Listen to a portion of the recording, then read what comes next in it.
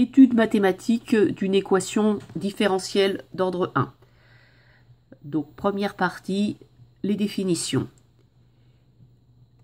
Première définition, problème de Cauchy.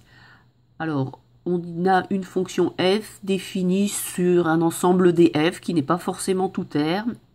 Fonction donc de df à valeur dans R. Eh bien, on appelle problème de Cauchy la donnée de quoi? D'une équation différentielle y' égale f de y et associée à un couple T0Y0, la donnée de Cauchy, ou plus connue sous le nom aussi de condition initiale.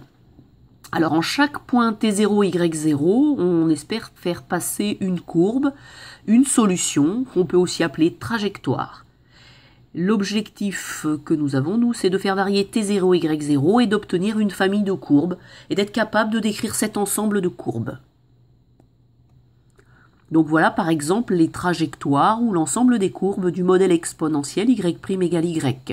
Donc vous voyez que pour différentes valeurs de y0, on obtient une courbe solution, une autre, etc. etc.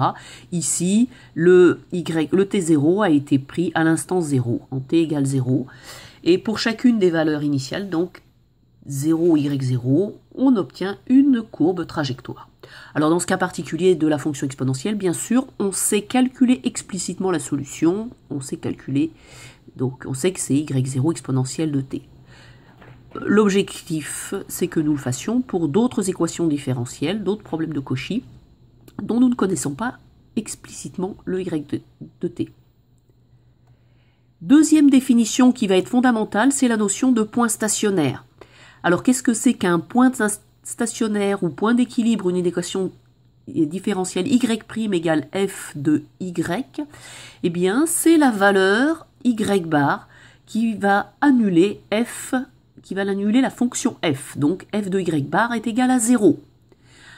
À ce moment-là, que se passe-t-il? Proposition, eh bien, quand j'ai un problème de Cauchy, eh bien, si ma condition initiale, si mon y0, c'est cette valeur y bar qui annule le petit f de l'équation différentielle, alors y de t égale y bar, donc la fonction constante égale à la condition initiale y bar, c'est la solution de notre problème.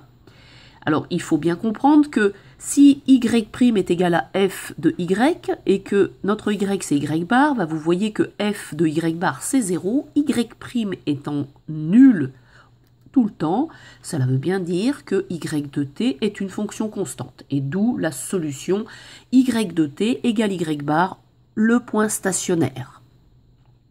Alors une notion un peu plus technique, c'est qu'est-ce que c'est qu'une solution, enfin qu'est-ce que nous on va appeler solution d'une équation différentielle.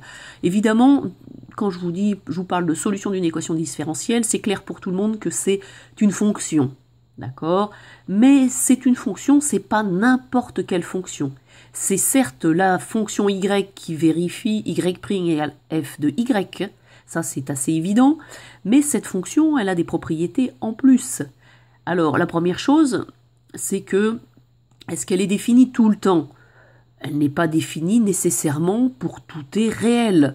Il va y avoir un intervalle sur lequel cette fonction est définie et est solution de y' égale f de y.